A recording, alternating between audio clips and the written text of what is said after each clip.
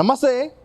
తెలంగాణ రాష్ట్ర ముఖ్యమంత్రి రేవంత్ రెడ్డి మొత్తానికి లండన్ పర్యటన ముగించుకొని సోమవారం తెలంగాణ రాష్ట్రానికి చేరుకున్నారు. దీంతో ఇక హైదరాబాద్లోని విమానాశ్రయంలో కాంగ్రెస్ శ్రేణులు ఇక ఆయనకు ఘన స్వాగతం కూడా పలికారు.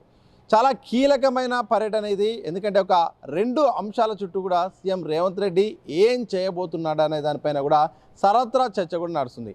ఏం మాట్లాడబోతున్నాడు, ఎలాంటి అంశాలు ప్రస్తావించబోతున్నాడు అంటూ కూడా అందరూ ఇటు సొంత పార్టీ నేతలు, అటు ప్రతిపక్ష పార్టీలు, అలాగే రాజకీయ విశ్లేషకులు కూడా అందరూ కూడా ఎదురు చూస్తున్నారు.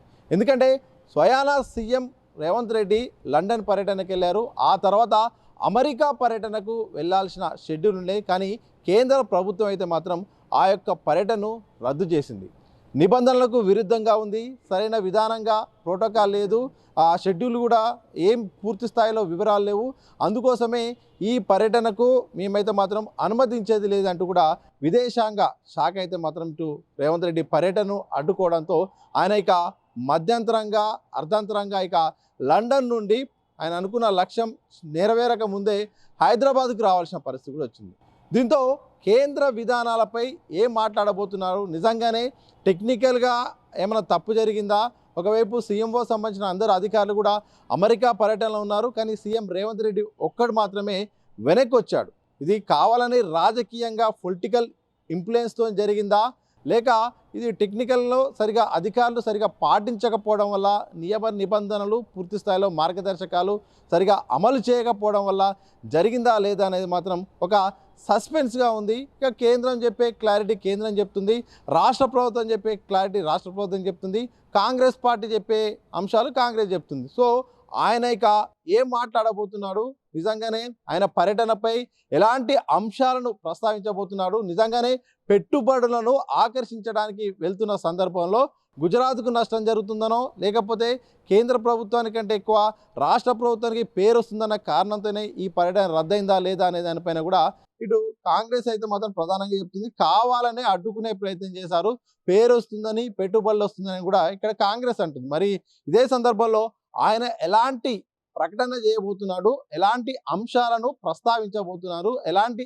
ఆధారాలను ఆయన సమర్పించబోతున్నాడు, మీడియా సమావేశాన్ని నిర్వహించబోతున్నాడా, నిర్వహిస్తే ఏమేమి చెప్పబోతున్నాడనే దానిపైన అయితే మాత్రం అందరూ ఆసక్తిగా ఎదురు చూస్తున్నారు.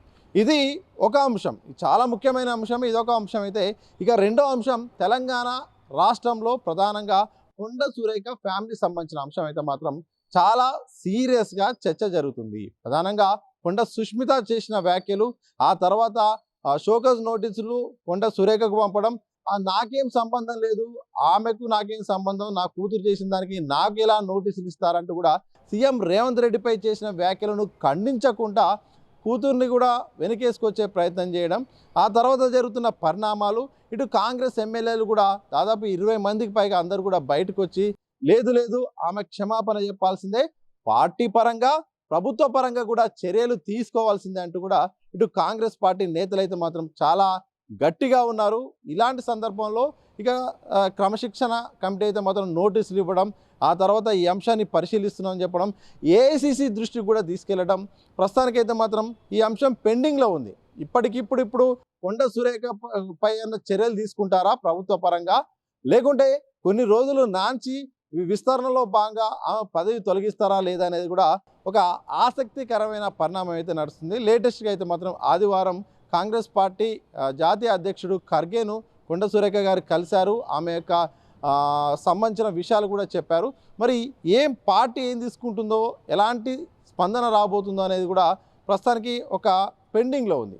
ఇదే సందర్భంలో రేవంత్ రెడ్డి గారు మొత్తానికి విదేశీ పర్యటన ముగించుకున్న తర్వాత హైదరాబాద్ చేరుకున్న సందర్భంలో చాలామంది ఆయన ఎదురు చూస్తున్న ఆయన నిర్ణయం ఎలా ఉండబోతుంది, ఏం చెప్పబోతున్నాడు, ఈ అంశంలో ఎలా ఫుల్ స్టాప్ పెడతాడా, ఏ రకంగా పెడతాడా అనే దానిపైన కూడా చూస్తున్నారు. దాదాపు ఈ రోజు అయితే మాత్రం ప్రధానంగా సోమవారం రోజు మెజారిటీ మంది కాంగ్రెస్ పార్టీ ఎమ్మెల్యేలు, ఎంపీలు, ఎమ్మెల్సీలు కూడా రేవంత్ రెడ్డి గారిని కలవబోతున్నారని తెలుస్తుంది. ఇందులో భాగంగా భేటీ అయ్యి కూడా సంబంధిత అంశం పైన కూడా మాట్లాడే అవకాశం కనిపిస్తుంది. చూడాలి మరి భేటీ అనంతరం కూడా రేవంత్ రెడ్డి గారి యొక్క నిర్ణయం ఎలా ఉండబోతుంది, ఇప్పటికిప్పుడు క్యాబినెట్ నుండి బర్తరఫ్ చేస్తారా, లేకపోతే క్షమాపణ కోరనున్నారా, క్షమాపణ వస్తే మరి కాస్త పెండింగ్లో పడే అవకాశం ఉందా అనేది కూడా ఒక సస్పెన్స్గా ఉంది. చూడాలి 2 అంశాలపైన సీఎం రేవంత్ రెడ్డి ఎలా నిర్ణయం తీసుకోబోతున్నాడు, ఏం మాట్లాడబోతున్నాడు, ఏం జరగబోతుందా అని కూడా అందరూ ఎదురు చూస్తున్నారు. ఇలాంటి సందర్భంలో విదేశీ పర్యటన ముగించుకున్న తర్వాత హైదరాబాద్ చేరుకున్న సీఎం రేవంత్ రెడ్డి ఇటు కేంద్ర ప్రభుత్వంపై, రాష్ట్ర కాంగ్రెస్లో జరుగుతున్న వ్యవహారంపై ఎలా స్పందించబోతున్నారు దానిపైన అయితే మాత్రం సస్పెన్స్ ఉంది. ఆ సస్పెన్స్ను రేవంత్ రెడ్డి ఎలా తెరదీస్తారో చూడాలి మరి.